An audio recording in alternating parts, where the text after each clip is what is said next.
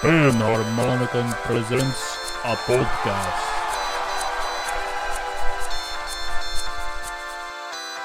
But Mrs. Gandy's room was totally empty. And do you know why?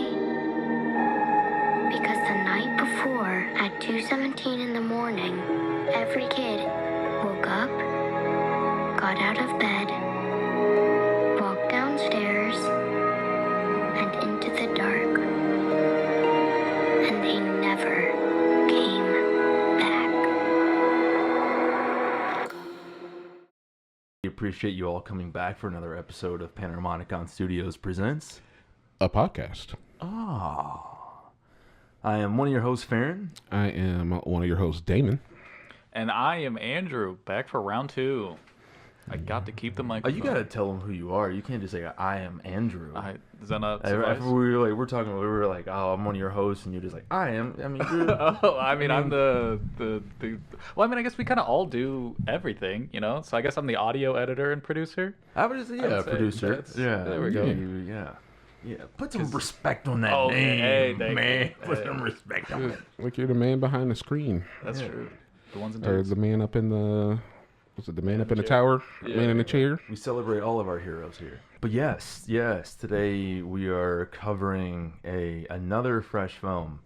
We're just talking about this is how many films we've seen this year. It's definitely been way more than it's been in the past, but we're looking at another horror film in Weapons. I think this is This is our first horror film that we've done. Yeah. And spoiler, I would not really call it a horror film. You know, I beg to differ on that, but I will. Well, we'll save I that for the will. I conversation. will defer Yeah, to you yeah. because this is your genre. I do love me some horror. You're a horror guy. Yeah, Wow. dude, video games, movies. Like I'm a Silent Hill, Resident Evil. You do play them a lot. I just don't see Yeah. like you enjoy them.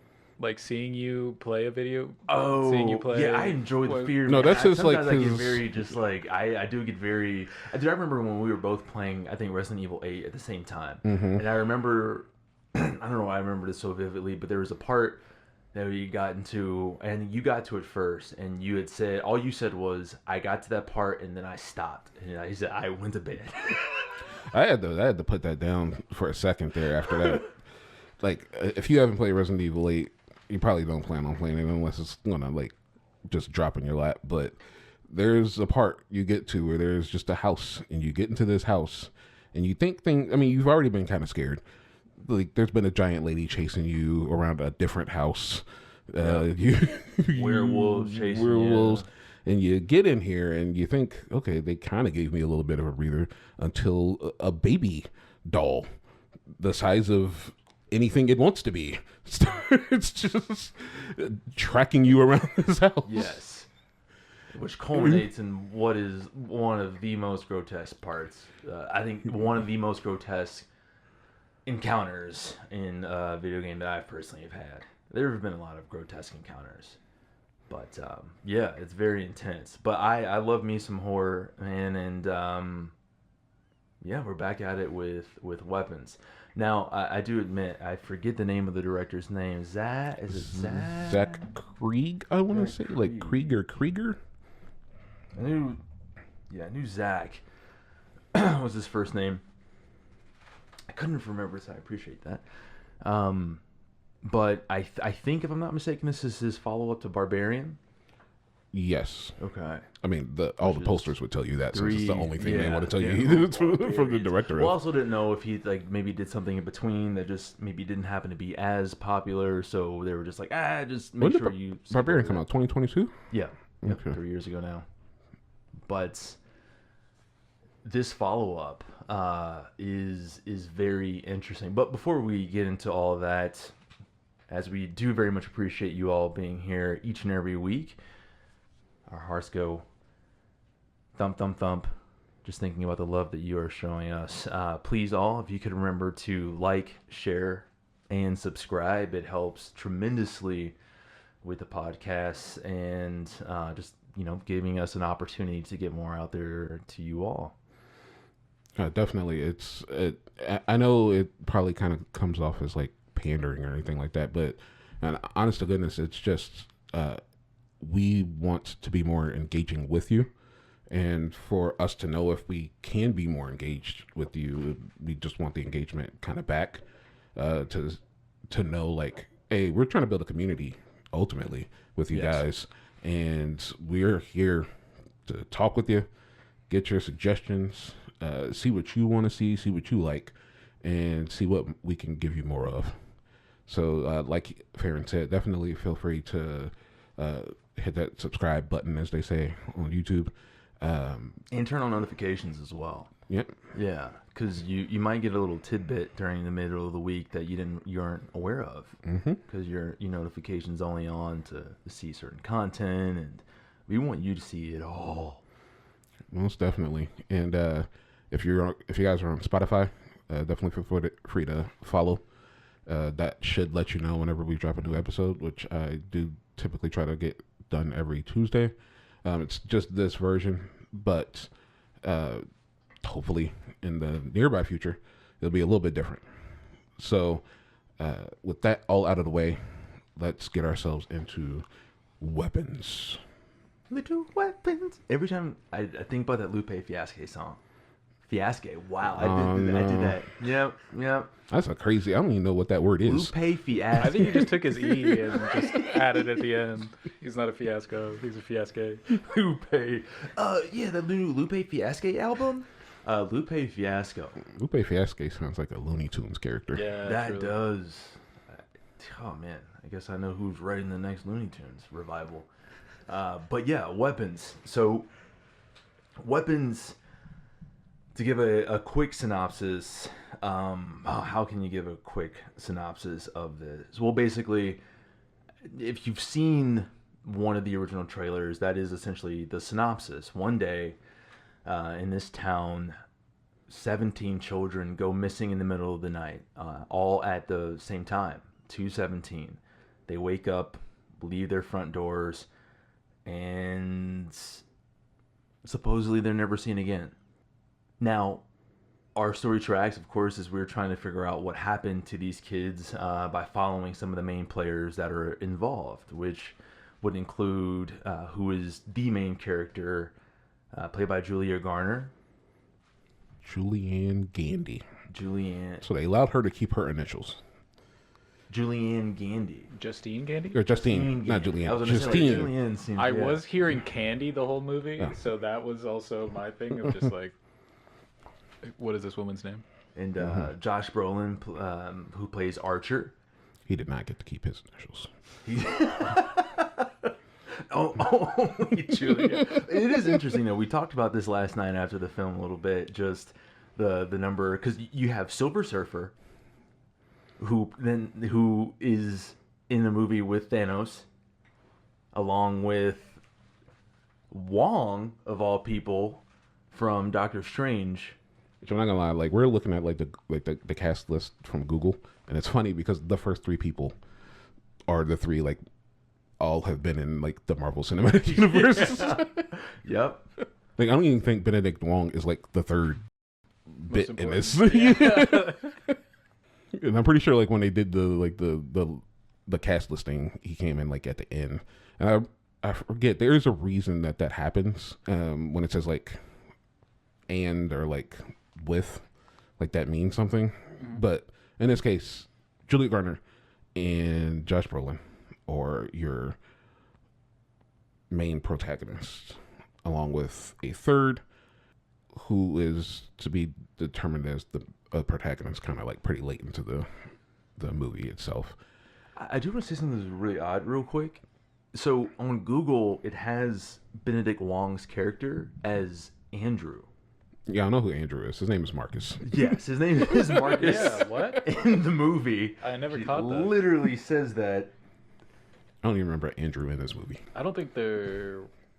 Maybe they got that from like an original like script or something. Like what? That's very interesting. I'm sorry, Maybe you were saying? I finished, and Oh, I you gave a finished? coherent thought. I thought I cut you off. No. I thought I cut you off. But yeah, it's so the movie is done in a way I don't really know what to call this style, but it's when you kind of have like a bunch of like seemingly separate story threads that are kind of intersecting around like the same point. So it kind of reminds me of like a lot of Pulp Fiction. a little bit. Although I think the time periods that they jump through aren't as broad, because there are flashbacks in Pulp Fiction. I think, like, case in point being the scene with Bruce Willis when, Christopher Walken's character is talking to him about the watch, right? But this kind of takes place in a much more tight time frame. So you follow Justine, Archer, Paul, who is a cop, James, who's seemingly a displaced person who's also a drug addict, Alex, who I think that's who you're referring to, is one of the main characters that you find out about. And I think there's one more. Marcus. They go through Marcus's day, or Andrews. Who knows what his name is? Because now I'm thinking, like, I think when they did the nameplates, I think it was Andrew. But why? He was definitely Marcus. Yeah, no, they say Marcus. No, they say Marcus in the nameplate. Did it? Yeah. Oh, well. I don't know where this Andrew comes from. Even Justine, like when they're standing at the gas station, the pump in that one scene, they're like, Marcus? Oh, the names aren't even. Oh no, yeah, still says Andrew. Is his name Andrew Marcus? That'd be crazy. What's Alex's? Who's Alex's actor? Carrie Christopher. He's up here. Ah, there he is. Okay. Well, why is Matthew in this list? Let's talk about that. Because he's one of the kids that's actually named by name, I guess. That's true. Like all the other kids are just kind of like number 1, number 2, number 3, Matthew, number 5, number 6. Matthew was a jerk. Yeah, he was a jerk. He deserved it. But I guess you kind of find out that he's maybe he's a jerk because his dad never tells him that he loves him. That's true. Like, I mean, he seems to be obsessed with him, so I don't. Well, like, yeah, until he leaves. Because I think during the dream, right? So in the film, obviously the premise of the film is incredibly creepy.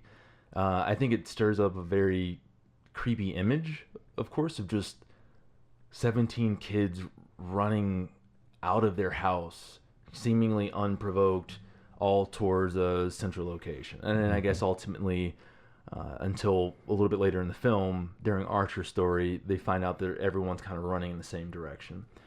But just thinking about that, like if any one of us heard a story like that today, like in real life, how creepy that would freaking be. And especially when you add the layer of, oh, they all came from the same school and the same class, and there was just one kid left.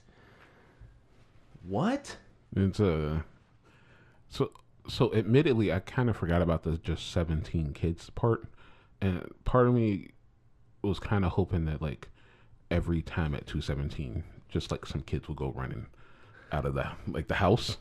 So I was kind of hoping that was just going to continue, but it only happened the one time, and I was like, okay, because if you watch it's like the trailer kind of hinges on that concept, but that part ultimately is such a small bit of the entire movie that it left me wanting to be like, man, I kind of wish this was the whole central plot. Like, kids just kept, like, there's a Pied Piper type character who just kept yanking these kids at 217 and no one knows how to stop it.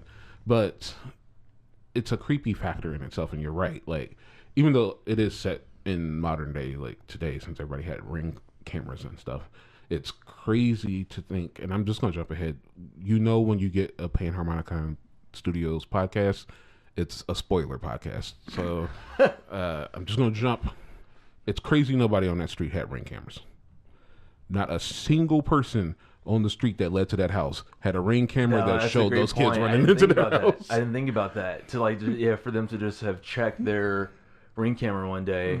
But I guess like the only thing you could maybe say like against that is because I guess with the Ring camera, people maybe don't check it unless there's maybe a reason to. Like if somebody had a package stolen, they'd be like, let me go ahead and check the Ring camera. But if things seem like are seemingly like fine, they may not review the footage on a daily basis. I feel like if 17 kids came running out of a neighborhood, I would assume the cops would attach get to every single house in that neighborhood. Right. Oh, but the thing is, I was also trying to figure out like how far away were those neighborhoods? Like it did seem kind of be. Well, you also got to remember they all crossed into that neighborhood, right? And like all the kids who were taken were from different areas, like in that city. So I would assume they would just canvass the entire city, and maybe they were still doing that because it had only been a month since the kids had disappeared. Yeah. It's just really interesting that it seemingly nobody in that neighborhood even cared that 17 kids had gone missing. But it was such a, oh my gosh, the way that they run is Naruto so run. creepy. It is so creepy. Yeah, I know. So you brought up. I mean, to me, it is a Naruto run because they have their hands like they're them. like kind of behind their back as they're running. But I do. You said like a Titan run from like One of the Attack on Titan. Titans, yeah. And it does feel like that because there's like a whimsy to their like run, and I'm sure it's supposed to be like the run that like a little kid does that they're supposed to be replicating, but it just looks like a Naruto run to me. And spoiler, I am thinking about doing a short of those little kids running to like a Naruto intro because it fits so well. It is, and I totally see what you're saying. I think it's just really kind of because there's that whimsical nature to it, and like there's just sort of this like vacuous look in their eyes in a way where they're just almost like they're just very one track minded, and they're just going like with Naruto. It always kind of gave me a sense of like there's just this, and I guess there's purpose in either way, but that there was much more like focus and intent with it, whereas this is just like they had no control over their body. Because something I was thinking about is when they are being influenced, are they feeling that pain? If they hurt themselves, if they step on glass, if they're running. Sucks that we don't know that because we never see any of them come out of it, with the exception of Josh Brolin, but he doesn't get hurt during that period of time. So you can't say whether one way or the other. Because I was just wondering, dude, like those kids, none of those kids were wearing like shoes. And they were busting through glass and doors and. I mean, they ran through like the woods to get to that house. Dude, exactly. I'm like, dude, have you run barefoot on concrete? But no, they may not feel it, but we know they do get hurt because after she makes the parents like stab themselves in the face, she had to clean their wounds. Yeah. So right, I'm just thinking like, did they feel that, or are they just numb to it? They're probably numb to it, which is why they're able to do it. Yeah, and not. I think I'm thinking like when they get taken over, their like conscious is just yanked to like the back of the brain, and they can't. They're watching themselves probably at that point. But can you imagine though, like feeling that, or thinking about what is his name, like the Purple Man, like when the Purple Man just. From Jessica Jones, Jones, right? Not Jessica Drew. Okay. Jessica Drew is Spider-Woman. Okay, there we go. Who, like, just a quick aside, was originally supposed to be Jessica Jones. Mm. So in the Jessica Jones comic book that the show is based off of, it's called Alias. I don't know if you remember Alias, the actual TV show. Yeah. But it's called Alias.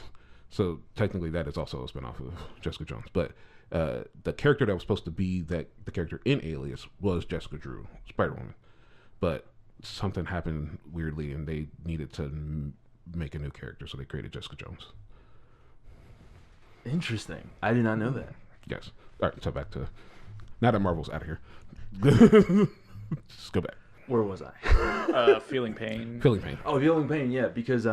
Thinking about like the Purple Man, I thought they said something to the effect in that, and not to say that, of course, this isn't the same like powers being applied in both of these properties, but like when they're being told what to do, they still feel it. They just are compelled to do it. Like they just can't stop themselves. So I wondered, because there are certain scenes in that movie where they're engaged in certain acts of violence where I am like, if you can feel that pain while you're doing that. Holy shit, dude. I think you know, I don't know if you want to jump into it right now, but I think you know one of the ones I'm talking about with Marcus. Oh, yeah. Oh. That. When he's headbutting his husband? His part, yeah. I'm so amazed that somehow it didn't come back on him. Like, I know, like, I hate to say this, I know Benedict Wong kind of has, as a member of the Big Head Society myself, Benedict Wong has like a larger head, but like you would think like ramming your head against another person's head would inflict kind of the same damage that's happening to you. Yes. And for him to basically mush that dude's head into nothing and yet not have anything really happen to him is kind of crazy. Yeah, and I gotta admit, like, a lot of times when I'm watching, I've started to ask myself these questions, like, okay, is it about where he's hitting him? You know, like in my head, I'm like, I mean, he was aiming for like the bridge of the nose, I think. yeah. So I I was like, think is it that just because it's softer there? But at a certain point, you would, I would imagine, grind that down to the point where it would start to maybe eat into. But I also didn't know if that's why his eyes started bulging. But then there's another scene where, like, okay, maybe the eyes just start bulging because, like, at a of the certain, magic or whatever. yeah, like part of like the rage mode they go into. But yeah, it's going to be interesting to talk about this movie because again, it's all these different characters and threads that you're following. So it's not like the story, I guess, progresses at the same rate of a normal film. But because they usually do like jump back once they go to the next thread. Then it's like, oh, this was 3 days ago or whatever the actual timeline was. But it's so it's so interesting, and I do like the fact that this director like imbues some comedic elements into it, because there's that one scene in particular where once we move on to Archer's story, and he also has that dream that is kind of similar to Justine's in that previous chapter, and he wakes up. I'm like, yeah. I think it was you that said that last night. He's like, yeah, I would have woken up to the same thing. For sure. He's like, what the fuck? And it makes so much sense to be that like exasperated, because he's been basically driving himself insane trying to find his son. Yeah. And all of a sudden he thinks he's getting answers, only for like her to show up at the tail end of it and kind of either yank the answers away from him or make him be like, this is a dream. It's like, oh yeah, fuck. He's getting so and that's something I really enjoyed about the movie, is that it gave you background on the characters without needing to steal too much time to explain it, and that the way that they kind of just threw it in as conversational bits, or the way they framed a shot, the way they would just like point at something. Because just as an example, the relationship that we start to learn in the past, that we start to learn some about with Justine and Paul. Would have loved more from that, though. It's now like definitely. I'm not gonna ever say no to more, Yeah. But it's the fact that you didn't need to necessarily use exposition, right? You need to say like, remember a couple years ago when it's for the time that you have in the movie, they were able to just say through conversation and not only between Justine and Paul, but Paul and Donna, where they're having that phone conversation before he starts his shift about going to the meetings, and you can hear her disappointment and his frustration when he closes the locker. All of that just kind of gives you these little tidbits that say, their relationship is strained. Drinking needs to be an issue with him. Now he's doing like AA. Justine seems to kind of play into, his worst tendencies. Exactly. And so, which I think is very interesting, because again, she's a teacher, and I think when you think about a teacher, you usually think about somebody that doesn't have those kind of vulnerabilities. But it's like, no, they're human. But to think of it as like Justine being this teacher, especially of such a young group, they're like 8 to 9 year olds, and then she's actually the bad influence on this cop, is a very interesting way to play it. Which I think was pretty interesting to make her like it made her human, yes, but I think making her a particularly flawed protagonist was pretty interesting, because having now seen Barbarian, to butt her up against Georgina Campbell's protagonist, who's a bit more of a milquetoast bland like character. There's so much more characterization within. Sorry. What'd you call her? Milquetoast bland. Okay. I don't think I've ever heard that. Really? Milk toast. Mm-hmm. It's just. Well, I mean, it's what bread, is that? like milk toast, but like not toasted too dark, too deep. Is that what you mean? It's or just very like just light? beige, bland. If ever there was a 5, that's what milk toast would be. A 5 on the toast gradient? Is that what you're? Well, just a 5 on it, like any ranking that you had that goes up to 10. It's just the very middle. Okay.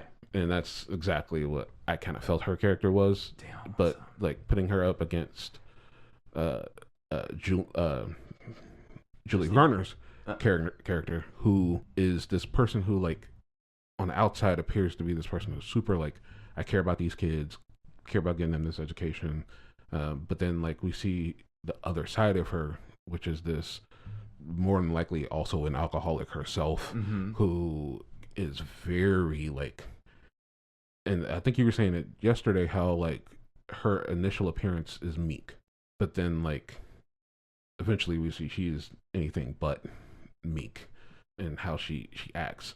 And to know that like in a sense she is, it's not like Paul isn't a bad influence on her, she's the bad influence on Paul, literally. Yeah. and it makes Paul come across as a character that you can more sympathize with.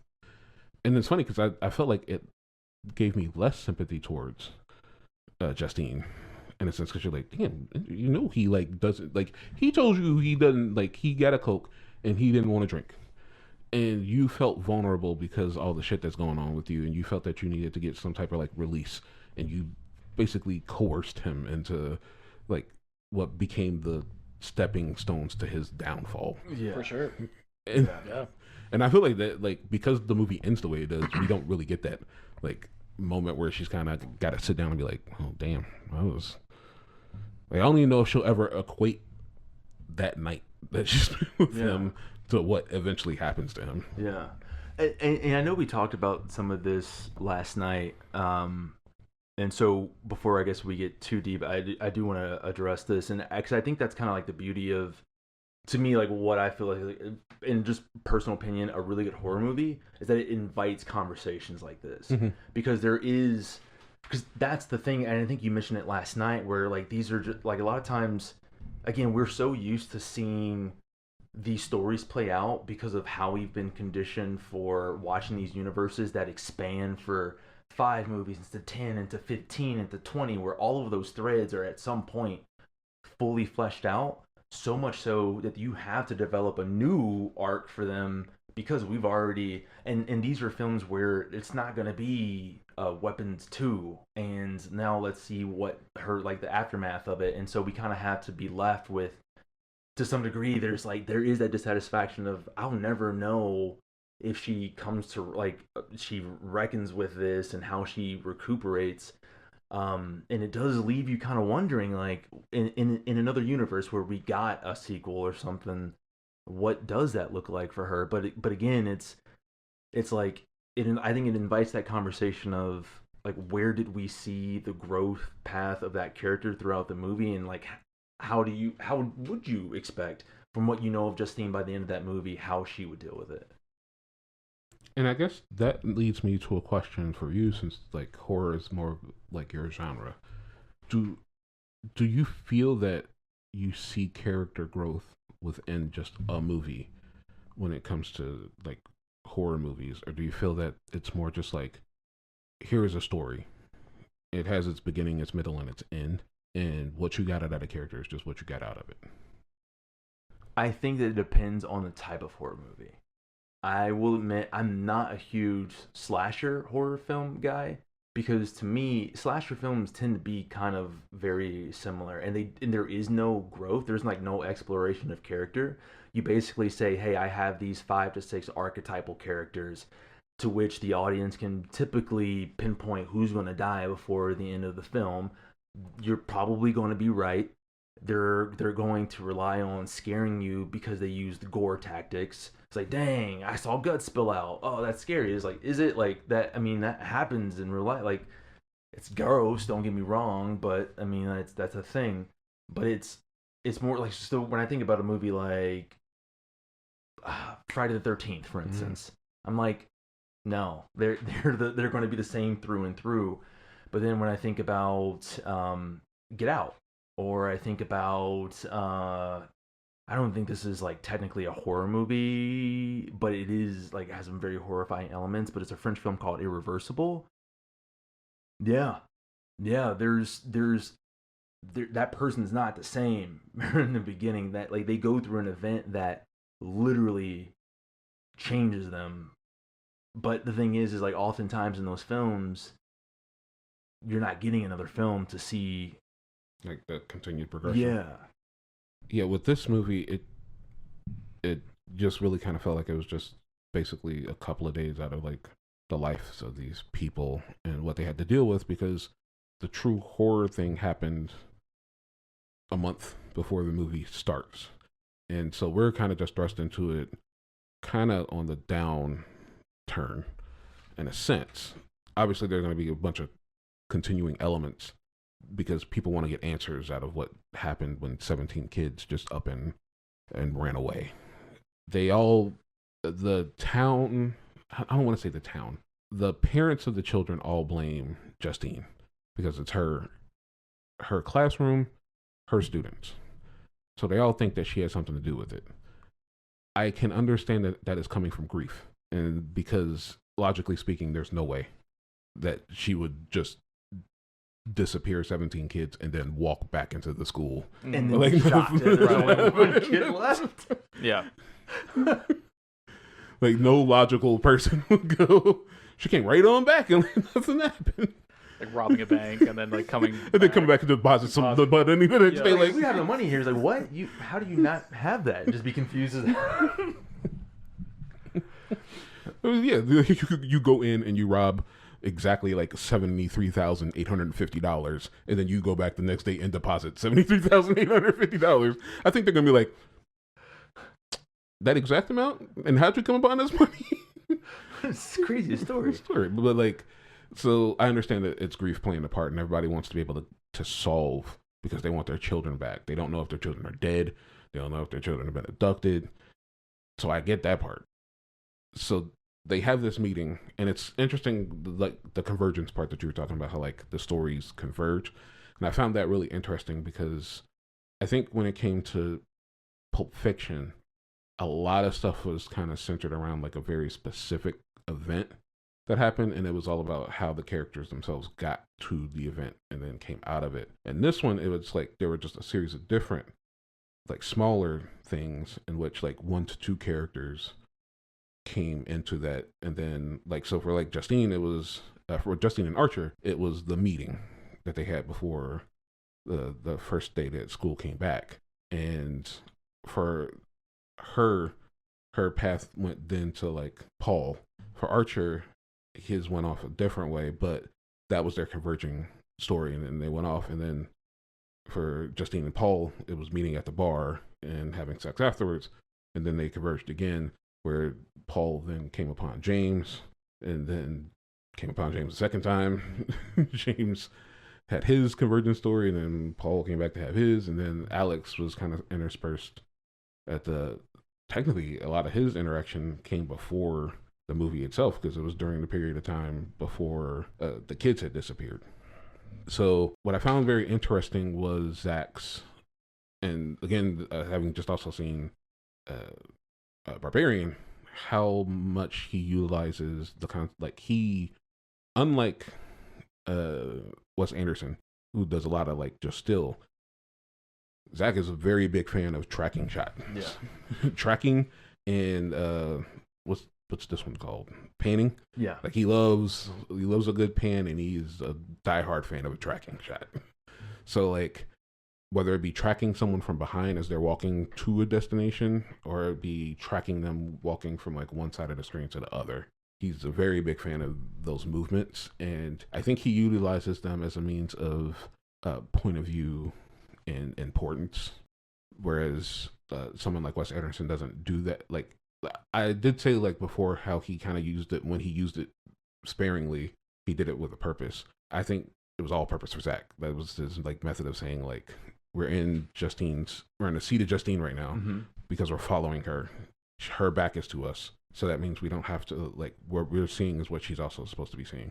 And then when she finally turns, now it's kind of out of her point of view for like a hot second, as we're seeing her like, now we can judge upon her based off what we're seeing her do, as opposed to following her and being a part of her like story. And then we saw the same thing with like Archer. We would see the same thing with Alex a number of times. We would see the same thing with Paul. We would see the same thing with James. not so much to some degree we saw it with Marcus. His was more of like a shared thing because he was with his significant other as they were walking through the grocery store, and his significant other just, I guess, could not ever make up his mind and always seemed to have to grab 2 of every single thing and be like, which one do you want, honey? But that, along with like his like side tracking shots and his like panning, seemed to dictate that he never really wanted to go into a first person. It almost felt like he always wanted to essentially give us what I kind of called like the second person, like someone else telling you about the event. That I guess that's more third person, but in this case, it's like a third party is telling you about the event that you're seeing, but just doing it through motion as opposed to having someone actively talk to you. About it. Oh, and I was just saying, to prove your point, like, I mean, that's how the movie starts and ends. It's like the narrator, kind of maybe youngish woman, girl. I don't know. I'm assuming it's a kid from the school, right, but a kid that has like way too much information. Yeah, truly. So, like maybe it's Alex. I'm not sure who it's supposed to be. Well, it sounded feminine, at least to me, but it could be. Yeah, that's what I was thinking. I thought it was like a little girl. I guess to your point though, it's if they because she says this in the beginning of the narration, like, you know, it was so crazy they couldn't solve it that they had to basically kind of sweep it under the rug or like make excuses for it. And it's like, okay, so then how do you know about it? Like if you weren't a part of that class, yeah, like how would you know like such intimate details? Yeah. Because I mean, these people would have had to have told you what the details were. That's why I kind of thought like maybe. So I'll say that right before we find out who the actual antagonist is. I thought we were having like a Carrie situation, and it's funny that his name is Carrie, but like where Alex was a psychic, and I knew even before they ever showed that I was like, maybe he's like getting bullied, and he decided to like just remove everybody from the classroom. You know what I was thinking? I was thinking that he was some kind of like alien life form that was then like secreting some parasite and then just kind of slowly trying to take over the town. That's where my mind started to go. Especially once that shot came up with the parasite in the background. Mm-hmm. Yeah. Sorry, what were you saying? Oh, I was going to say they talked a lot about parasites. Yeah. Like, yeah, I'm sorry. So yeah, you're good. Exactly. Yeah. I was like, maybe he's responsible for it in some way. Did you have kind of like a thought of like what was, I guess, were you also thinking parasites or maybe along a different because I was like, why are they bringing this up so many times? Like, that's got to be relevant. I am curious though. So I know we talked about this a little bit in our sort of first reactions video last night, and we addressed this a little bit in Thunderbolts, the trailer for this movie. So I know you had mentioned that another trailer came out. It offered up a little bit more footage than what the original trailer I think that we saw during Sinners. But I really kind of just like honed in on that one trailer, and I was like, I'm not going to watch anything else. You have my interest. I'm going to go see you when you come out. Cool. I don't really need to see anything else, which I don't typically do. I think with superhero films, especially with Superman, I try to tell myself, don't keep getting baited into this. Don't keep watching more. But then I'm like, I just want to see this next thing. So to your point, the only reason I even saw the second trailer was because we were in Superman. You happened to come in after that trailer ran. You came in like right after that trailer ran. Oh, okay, got it. Yeah, I've never like gone out looking for it or found like I've never seen them just like pop up on like social media or anything like that. Even the the teaser trailer, I've never seen just like pop up in my like social media feed. You know what? I think I've seen it scrolling through Instagram one time. I did see it. But no, I guess I didn't realize that in that one that had happened. Because the other two times I had seen Superman, there wasn't a weapons trailer before it. But the trailer is so intriguing to me in that it just doesn't try to give you a bunch of scenes, which is such a stark contrast to that Conjuring movie trailer that we saw last night. Yeah, that which was a lot. I cannot. It's not that I don't like the Conjuring like movies. That is take it or leave them, but I don't like it when horror movies do that. When like one of their scariest moments in the film, they gotta throw it in the trailer because it's like you just now I know not to be scared there. I know what happens. Exactly, dude. The scene where she's like in the Hall of Mirrors, and the ghost, dinking? yeah, like knocking on the window and then it breaks through. I'm like, dude, you didn't need to show that. So it does make me wonder, and this is kind of like a segment here, but if we were to take one of the movies that we've seen this year, and you had to do a minimalist trailer for that movie, how would you have approached it? Because for the most part, this movie, the teaser trailer used a couple different shots, but it's only because it's explained like kind of the story of it. So to my recollection, the original teaser does not include Julia Garner. It does not include Josh Brolin. It doesn't tell you who's in it. You just know that kids are in it, and that kids are going to disappear. So let's say, for instance, with like, did you see Sinners with it? Were we all Sinners? I saw it on Hibbo Max. I didn't see it in trailers. But like with Sinners, for instance, how would you have done Sinners and done like a minimalist trailer similar to like Weapons to just try to get people intrigued? Is there a scene that you would have chosen from the movie? I would have done. I think I would have used Preacher Boy's song from the juke joint over just like scenes of them dancing in the juke joint, and then ended it with the scene where you see like I can't remember what happens in the movie, but like when Smoke like walks up and then like Stack walks up after him, just to show you that both of them are like, I said both of them like it's two people, but Two Michael B. Jordans. The two Michael B. Jordans are in this movie, and then I would say Sinners, because I think a big issue that a lot of people have with Sinners, the people that have problems with it, other than like it's so popular, it's overrated crowd, is that it's people expected it to be this just like beginning to end vampire movie when it's not that at all. Right. And I think because they introduced the concept of vampires like in the trailer, that it made people go, oh, it's just a vampire movie. So I think I would have given it that like concept of like just people like basically like the scene from the that painting that is the album cover for what is the name of that group? This is it. What? Lucchini. Okay. The like all that hedonism, because I think that would have conveyed the concept of Sinners a bit more than vampires. Because I don't think that vampires were truly supposed to be the sinners in the movie.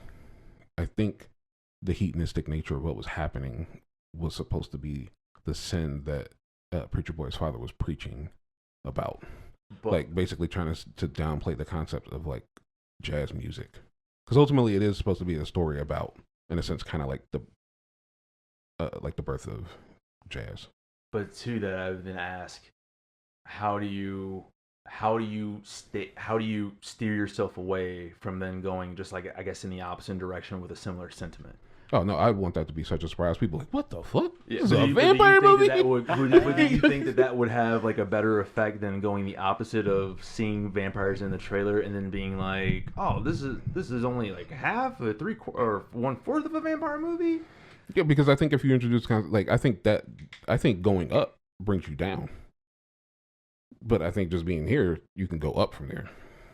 But I guess the thing though is like, do you think that there's like an audience member who sees that as like, if there's somebody that like comes out of it, I thought this was a movie about hedonism and jazz. Yeah, I mean, like, I actually want that person to be that way, because I want them to be like, what the fuck? This is a vampire movie this entire time.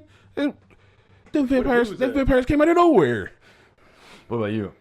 Yeah, I don't know. For Sinners, I feel like I would at least use the scene where the three vampires are trying to get into the juke joint, at least. But yeah, I don't know. That's gonna be interesting. Like just that scene, yeah, it would be interesting. Yeah, just because it would just be plucked out of like context. Yeah, right. Because it's like creepy enough that it's just like, why are these three white people trying to get into this club? I wonder, like, so to that, I think there was the shot when Haley Steinfeld's character is walking away from them when she realizes, like, and then there's that shot in the background where you see one of them float. Mm-hmm. Like, would you have included that shot? Like, and then just like let it cut off and just be like, Sinners. I should You have now. no yeah, idea but why That's the not, that's not person's why I floating. thought. Yeah. But yeah, I just wanted to kind of, because I do think that lens, there's just something so cool about going into a movie and just genuinely being surprised. Yeah. Mhm. Because I really fair. didn't have any I didn't have any expectation as to what was the cause of everything happening. So that's a mystery that I'm now invested in with everyone else in the theater, to try to figure out what happened. Really the only people I eventually came to know were in the movie were Julia Garner and Josh Brolin. I really wasn't aware of like really anyone else. I had no idea. So when Wong shows up, I'm like, what? And then a couple other characters, Alden Emmerich being one of them, I was like, I had no idea you were in this movie. And so I just think that it reminds me of of when my professor talked about like the teaser trailer for Psycho, and that it wasn't really much of anything, but people were intrigued and people went to go see it. And I'm just like, is there a reason we don't do that anymore? Like, can we just go back to doing that?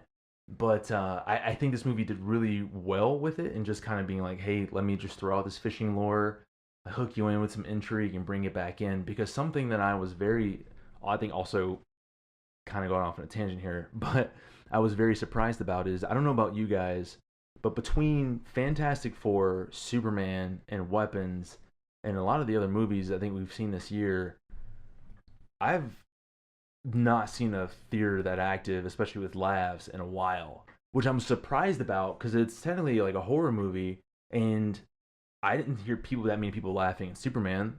I didn't hear that many people laughing in Fantastic Four, and I thought that there were moments in those movies where it's like you would Decently expect more of comedic. that. Yeah. Yeah, I like felt especially the Thunderbolts Squiggle kind of Man. had like a little like I think Thunderbolts was pretty active. Thunderbolts was, I think, decently active, but like even still, I think this one was a smaller theater, and it seemed This one was smaller. like when you were supposed to laugh, like I heard it, and then there were other moments when it was just dead quiet because it seemed like everyone was kind of just like waiting for that next thing. And so I don't know, when I have experiences like that in theaters, I really much enjoy it because like everyone's on the same page, just trying to figure out what's happening. Mm-hmm.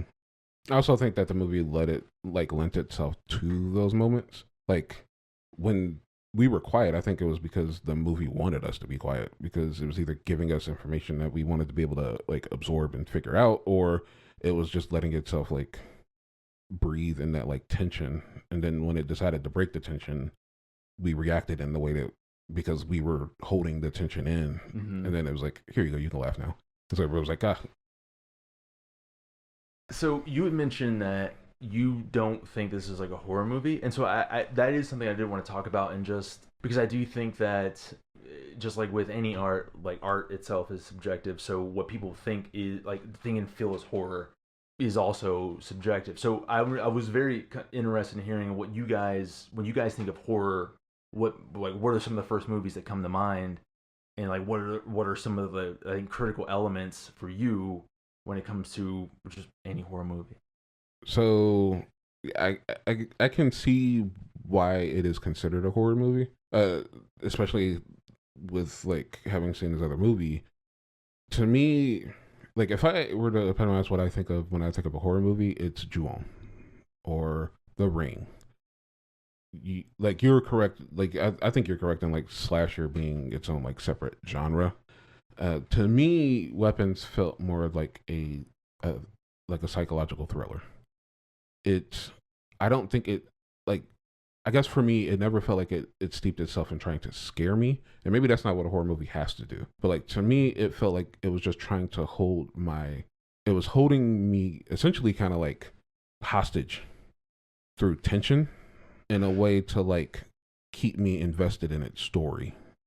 Because, and unlike other movies, like to me something like in like The Ring or The Grudge, it's about either surviving or eradicating the threat. But in Weapons, they were trying to solve like an issue. And I guess that for me is why I feel that they are like, I didn't feel like horror elements.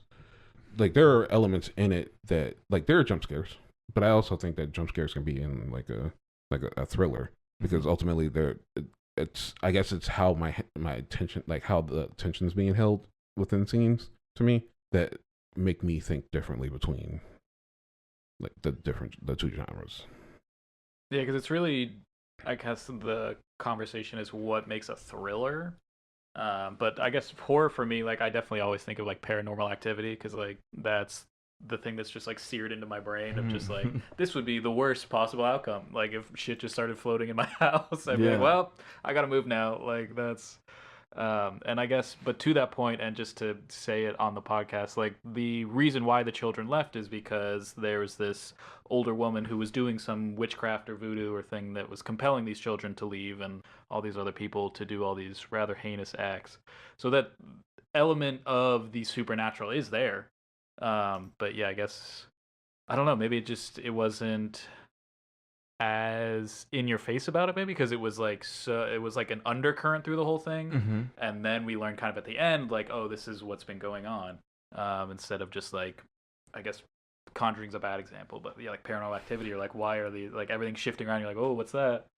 So I think about with horror, because another thing from one of those older classes is drawing that circle of like, hey, draw a circle and imagine that that's the first movie ever made, and then somebody saw that movie, and then somebody wanted to become a director because they saw that first movie, and they're like, you know what, I'm inspired by this movie, so they draw another circle to make another movie. But because they were inspired by that movie, there's a bit of an overlap between the two, so it's almost kind of like a Venn diagram.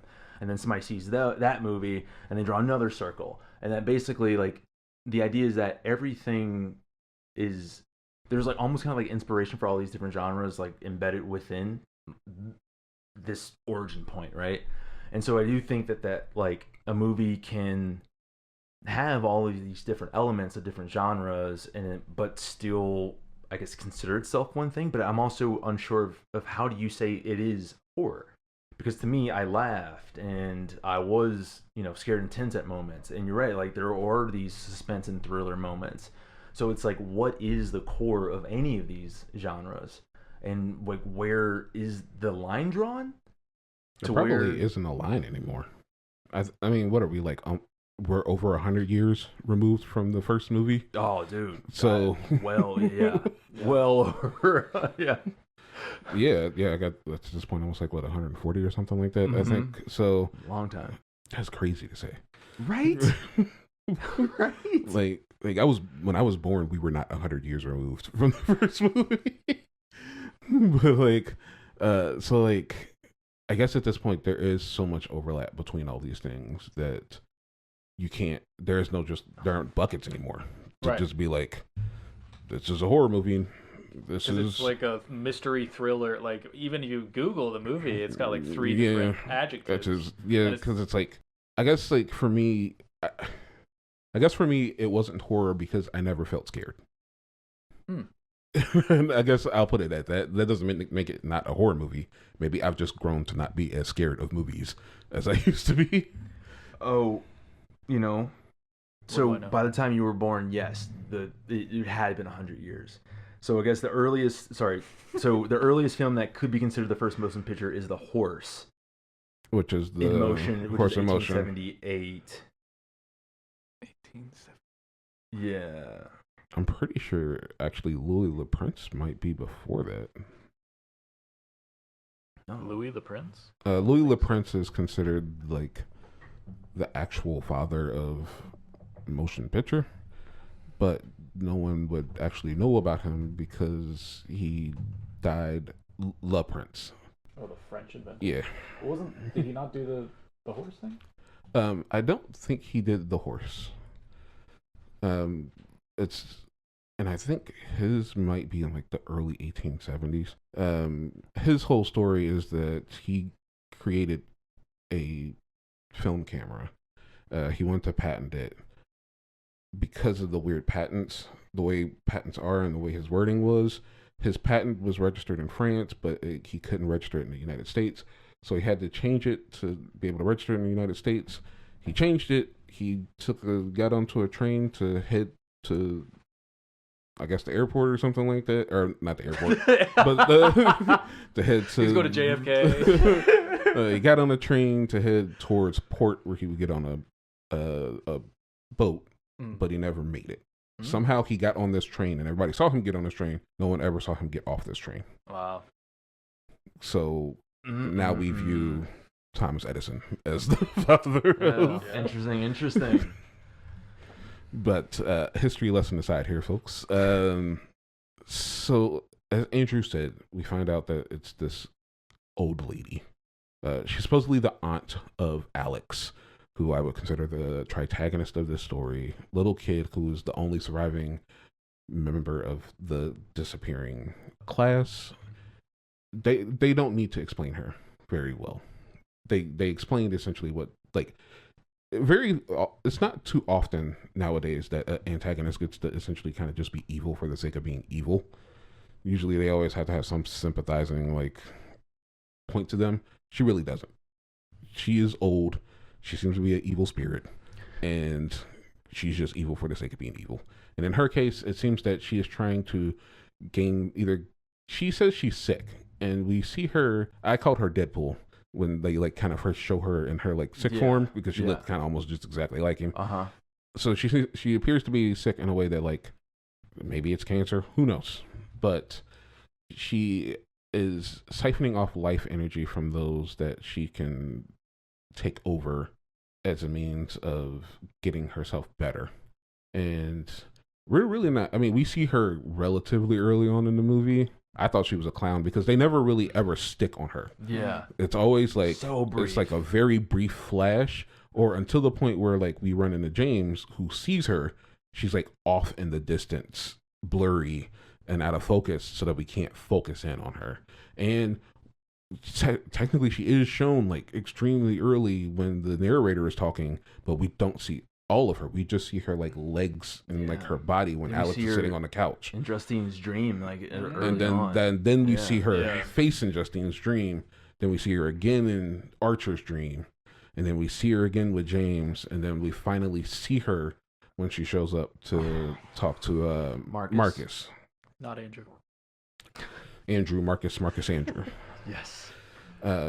So she's throughout the movie, but she doesn't make herself truly known until the last half of the movie.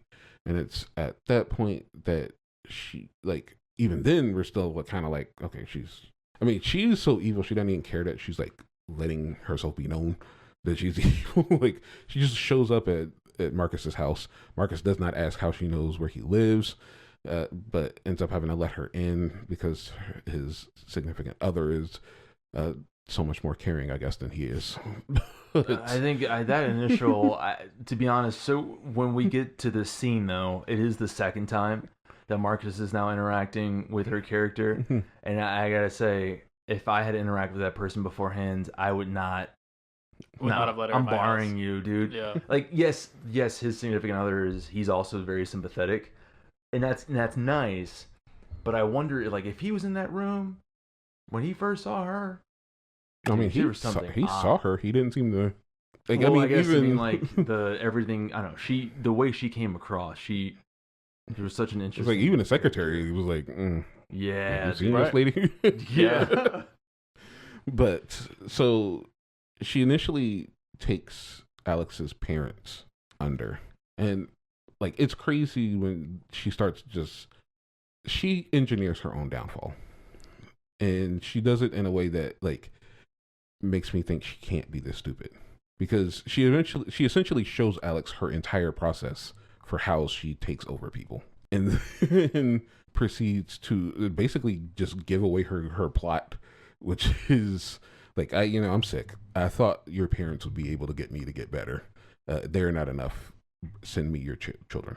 Like, she's very Wicked Witch of the Westie at this point.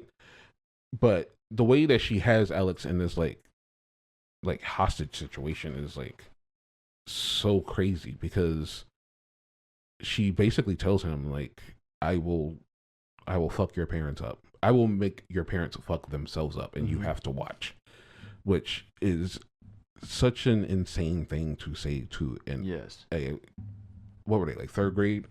So like an 8-year-old child. Yeah, the poster, all of them say like 8 or 9. Yeah. And I also just want to add, like, dude, that scene to me was very uneasy. For sure. The way that she talked to him, because like I'm thinking about how I've seen scenes like that traditionally play out in other films, and usually there's like a cut back and forth so that you're seeing that person's reaction to what they're saying. Like there's always like, hey, this person is leading the scene and this person's responding. Let's see how like what this person's reactions are. But like it didn't go back to Alex. It just stayed fixated on her, and it was almost kind of like what she was saying was so nuts, and the fact that you knew she was saying it to a kid, that's enough. I don't need to see Alex's reaction because she's literally telling him, she's like, if I wanted to, I'll make your parents eat each other. You saw I just made them stab themselves in the face with a fork 40 times. Like, imagine what else I'll do. Yeah. And the craziest thing is, like, she also preyed on, like, she never preyed on his, like, his fear of himself. She preyed on his fear of what she would do to his parents. Because she could have also just said, I'll have them do this to you. But never once did she threaten to have his parents attack him. It was just, I'll make your parents attack themselves. Eat themselves, kill themselves, whatever. You need to do what I tell you to do. He's such a nice kid, man. Yeah, that's what was really, I guess, so sad about it. Yeah. And he was just this like meek little quiet child who like tried to just go about his day. He's got fucking Matthew bullying him for no reason, no long-haired punk. And then like you got a few. Matthew was an asshole though. True. The way you said that though, man, it was like if you saw that kid on the street, I'd push him over. Fuck you, kid. Punk, man. Not his kid's business. Like I genuinely thought when they were showing that like flashback and he had his like little like science. I thought I was like, Matthew about to come and kick that shit out of his smacking out of his head. I was waiting for it. I was waiting for it. Yeah, he was kicking his And his little lunchbox. cronies following him laughing. Oh my But like gosh. so like he's just trying to mind his own business. He loves his dad. His dad's That was always there truly for so him. sad. Yeah. And like it's kind of crazy because if you think about it, he didn't go to his mom when they were stabbing themselves. Like he went to his dad. Yeah. And so like it's like he loves his parents, but like he's like, you know, I just kind of wish like you know, I just want to live life. And then here comes this fucking evil witch of a woman being like, I'm gonna make your parents stab themselves 50 times in the face with a knife or with a fork if you don't do what I tell you to do. Dude, we this is. Do you feel like this movie is basically just an extension? It's like the sequel to that Chef Boyardee commercial from the 90s. That when he had to walk home, I was like, this is the most put together 8-year-old kid I've ever seen. Really, like, how did he know? Like how he to just get knew home? how to Yeah, walk dude. home.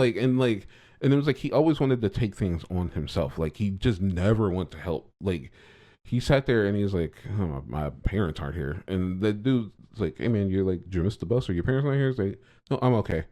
And he just walked home by himself. Did you notice how many like different environments it looked like He walked had to across, walk dude? Yeah, it was like he had to walk through like a underpass. city, like the There was highway. like an abandoned train track bridge like in the background. I'm like, dude, where does he live? I was like, where's the How do school you at? Is get the school like deep in the heart of the city? And My goodness. Wait, like, I'm surprised he didn't have one of those like sticks with a fucking The bandana bindle? Yeah. tied to the back. But the entire time I was watching that scene, man, and it's so weird that you had the same thought. I was like, It this did is feel that like Chef it. Boyardee commercial. And we were so Except he close was to like, what's a Campbell soup. he was the can of like. Yeah. It's like somebody came to Zach and was like, what if we made a movie about the Chef Boyardee can of ravioli, but the ravioli is a real kid? And then he feeds everybody Yeah, canned that's soup. dude. And he's His just, chore and the list was craziest so thing is long. that like he did all that, and he never let on at school that something was Right. a problem. Right. Like that. There was like a specific scene. It was like he was like feeding, like at this point now he was like feeding the kids downstairs Yes. soup, and then it just like immediately cut to him like at school, and he was just like cutting up paper and making like a butterfly along with like everybody else, and I was like, no. I like if I was an 8-year-old kid, I would have crumbled immediately. Yeah. Yeah. The instant she told me not to bring anybody into this fucking house, I would have gone to the cops, or I would have stood outside and cried until somebody came and asked me what the heck was wrong, and then I would have said, "Come into this house," Because yes, maybe she can make them start stabbing themselves, but she got to get to that fucking bowl first. And if she ain't at that bowl that she just showed me how to do, Yeah. like what's to stop me from just like snatching that stuff up immediately? Yeah. Like no, I would have no, he was so strong. And it sucks that ultimately he did not get. I think that was what upset me about the ending kind of the most.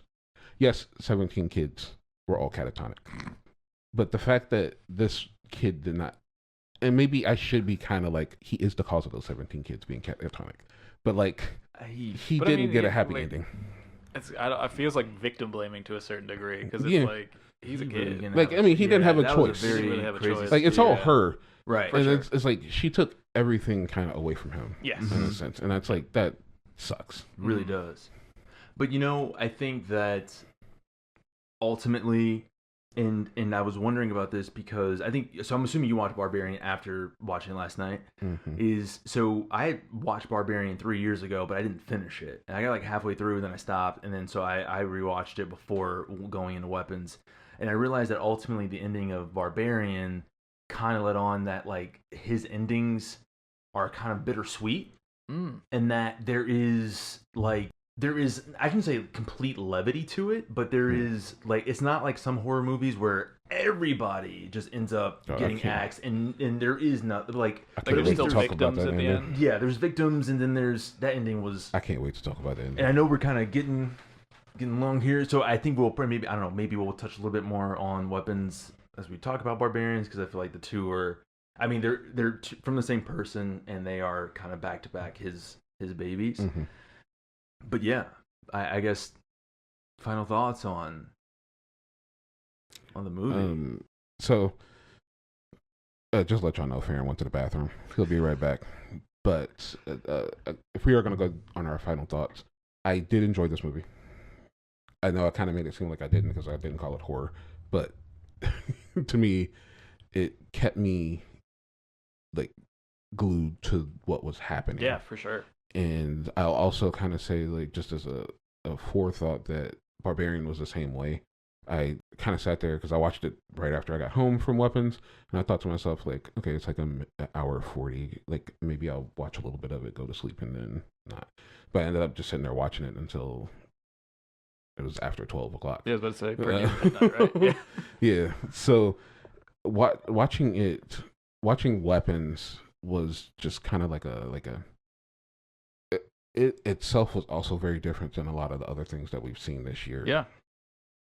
And that we could have this conversation that we're having just simply because it asked a lot of questions, and it only wanted to answer a few of them. So we're able to have these like open-ended discussions because there's so much interpretation to what we watched. I will say kind of what we were talking about after we recorded yesterday. Why Weapons? Yes. What were the weapons? What's up with the triangle that is in none of the posters or anything, but only magically showed up once the movie started? And what, like, I kind of just want to ask him, like, what was the thought process in this movie? Because I don't think he wrote it. I think somebody else wrote it, and it was kind of like a directing war on who would be able to direct it.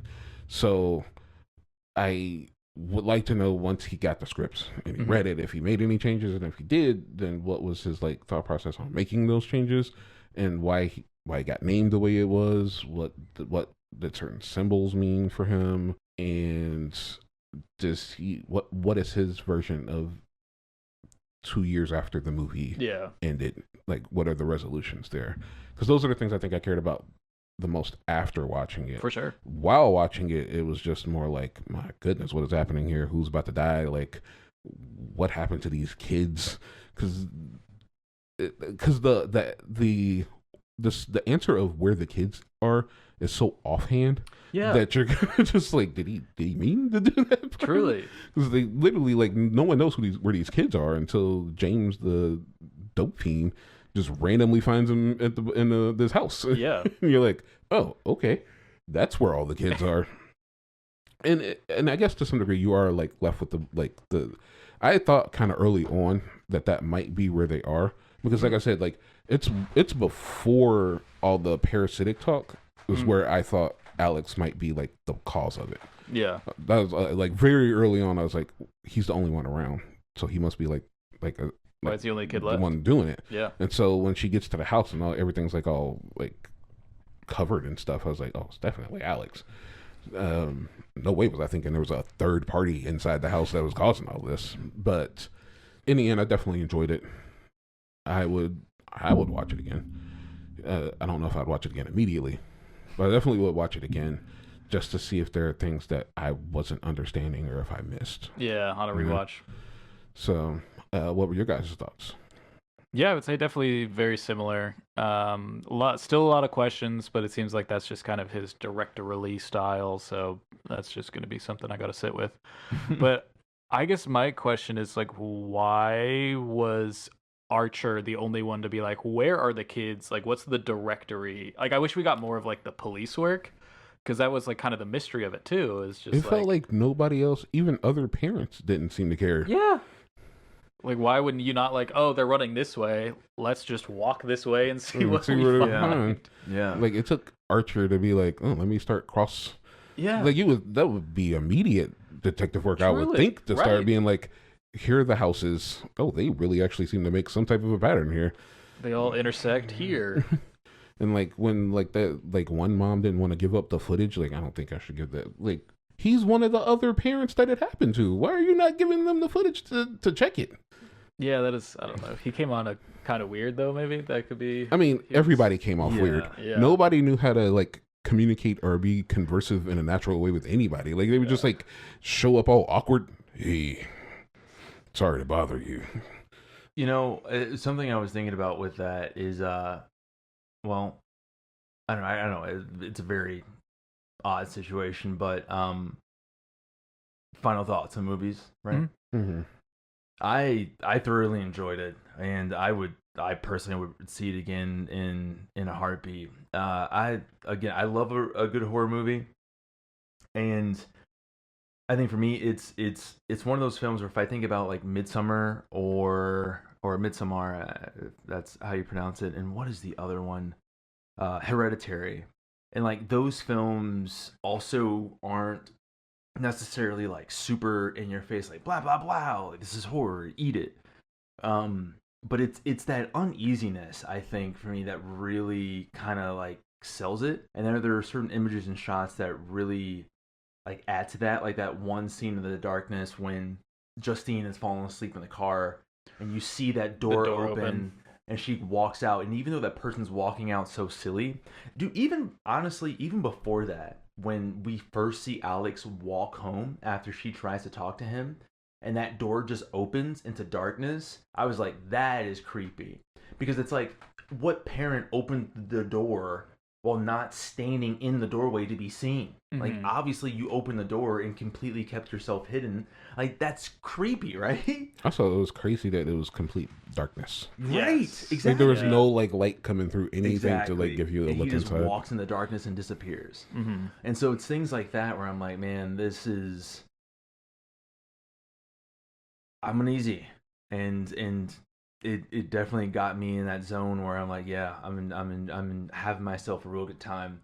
And it seemed like the audience was also having a real good time, which also just like helps me have a good time when like everyone's just laughing and they're in on those moments. The way that the film ended was nuts, but it is crazy we did not talk about the ending of that movie. Yeah, and I'm sorry. Guess maybe potentially segment here, 120. I don't know how. Yeah, like the poetry snap. I don't know how much of the beginning of it was not dedicated. I think it was only like 5 minutes. Oh, okay. So you walked away. Yeah, he thinks so. Gotcha. Sorry about that. But I guess the last thing, I don't know if anyone else thought this, but I was talking to Matt about this morning at the gym. Did the screams of the kids as they were running after her remind you of the grunt birthday party from Halo? Of like when you shoot a grunt. Yay! That's what I heard. Like as they were busting through the house. I was imagining more like the kindergartners from Recess. The really? Cartoon? Yeah, cartoon? the cartoon. Like, But that part is insane.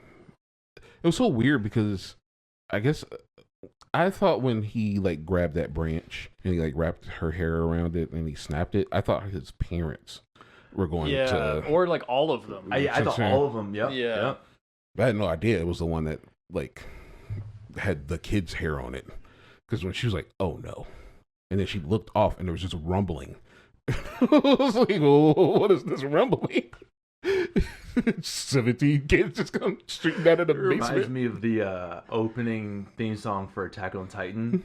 Rumbling, rumbling, rumbling, and then just like 17, 8, 9-year-olds. Which is terrifying. Oh, absolutely. Especially with the mess they left on that lawn. Mm-hmm. Selling that house. But folks, that was Weapons.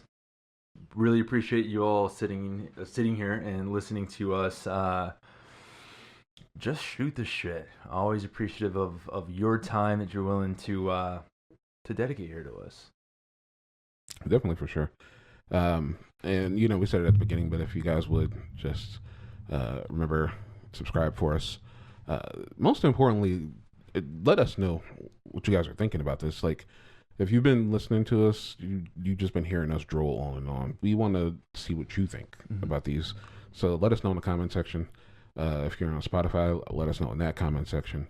And feel free to subscribe. Feel free to like and to share this amongst people that you think might really enjoy this. And together we can build this little community of, like, I kind of treat it like a movie book club. Where one of us just brings a little movie that we want to talk about, and everybody talks about it, and we figure out what was the meaning behind this and that, and all that. But I am Damon. This is Farron. And this is Andrew. And thank you guys for listening. One last thing, though. If also in the comments you could let us know how you would do a minimalist trailer for one of your favorite movies. If you've made it this far and you listen to us talk about that, love to get your ideas on what that would be. Just wanted to throw that out there. Also, more homework. What's the difference between thriller and horror? Yes. Or if you That think there seems- is one. True. Yeah, absolutely. Let us know all of it. All of it, like Dan All your said. thoughts. What'd you have for breakfast? What's on your grocery list? Milk toast. I would hope it's not milk toast. Yeah, it'd I'd be hope you very guys sad, are like- But having milk like toast breakfast. sounds like it will be good, though. Like, I like toast. In my brain, it's just soggy bread. Oh, you're talking about like, Like milk toast. Somebody Took toasted my toast, bread, and then I took a put- cup of milk and I put that milk. I wasn't thinking that. That's what I thought. That's what I was thought it meant, Sure, 'cause it was milk- just like super I'm bland. pretty sure milk toast is like It's just like the lightest toasting like- that you can do. I think it's either the lightest toasting you can do or like a wheat or something like that. Mm. That's like it's about being beige. Beige is like just considered basically a flat plain Yeah. color. Okay. If you know the origins and Yeah, exactly. the There you go. etymology of milk toast, feel free to leave that in here We simply for won't Google our it. longest outro ever. Thank you guys for listening to another episode of Panharmonicon Studios Presents. A podcast. Thank you guys for listening. Catch you in the next one. Bye.